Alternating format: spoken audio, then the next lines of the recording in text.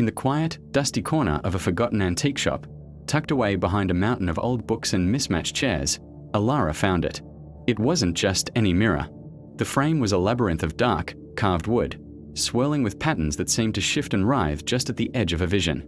It was old, impossibly old, and it seemed to hum with a silent, secret energy. Something about it called to her, a faint whisper in the back of her mind. Without a second thought, she paid the shopkeeper, a man with eyes as cloudy as the mirror surface, and carried her new treasure home. Back in her sunlit apartment, the mirror looked out of place, a relic from a darker, more mysterious time. Alara set it against the wall, its size commanding the entire room. It was coated in a thick layer of grime, obscuring the glass. She grabbed a soft cloth and some cleaner, eager to see her own reflection in its depths. As she worked, wiping away years of neglect, the silvered surface began to emerge. But something was wrong. Her reflection, when it finally appeared, seemed delayed. She raised her hand, and for a split second, the figure in the glass remained still before mimicking her. She brushed it off as a trick of the light, the strange curvature of old glass. But the feeling of unease lingered. Later that day, as she walked past, she glanced at the mirror and froze. For a fleeting moment, it wasn't her own room she saw reflected. It was a dark, stone chamber, lit by a single flickering torch. And standing there, where her reflection should have been, was a young man with panicked eyes. The image vanished as quickly as it appeared, replaced by her own startled face. Her heart pounded in her chest. Was she losing her mind? She spent the rest of the day stealing nervous glances at the mirror, but it behaved perfectly normally. It wasn't until night fell, when the only light came from a small lamp on her desk, that the strangeness returned. She sat before it, her own face pale and uncertain. She watched her reflection, waiting. Slowly, almost imperceptibly, the reflection's expression changed. While her own face was filled with fear, the one in the mirror softened with sadness. Tentatively, she whispered, "Who are you?" The air grew cold. Her own lips hadn't moved, but the lips of the man in the mirror did. No sound came out, but she could read the word he formed, Leanne.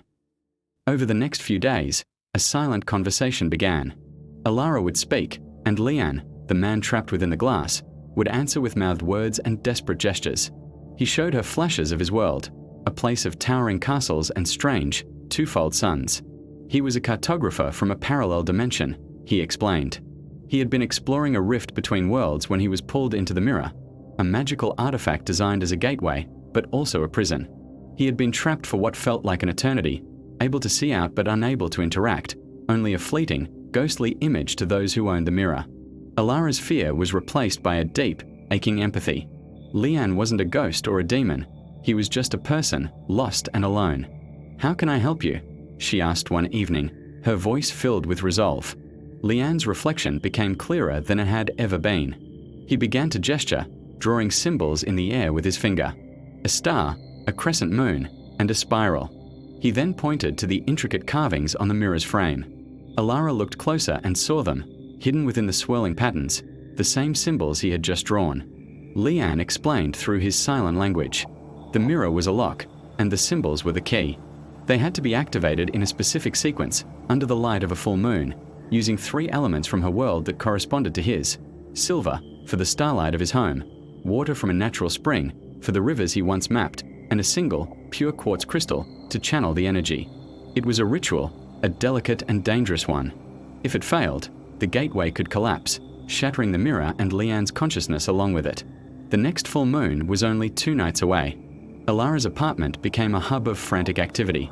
She found a small silver locket, drove out of the city to a secluded spring in the woods, and bought a shimmering quartz crystal from a New Age shop downtown. She felt a strange mix of excitement and terror. The line between her reality and his was about to be blurred, perhaps broken forever. The night of the full moon arrived, bathing her apartment in an ethereal, silvery glow. She placed the mirror in the center of the room, the moonlight hitting it directly. Leanne's image was sharp, almost solid.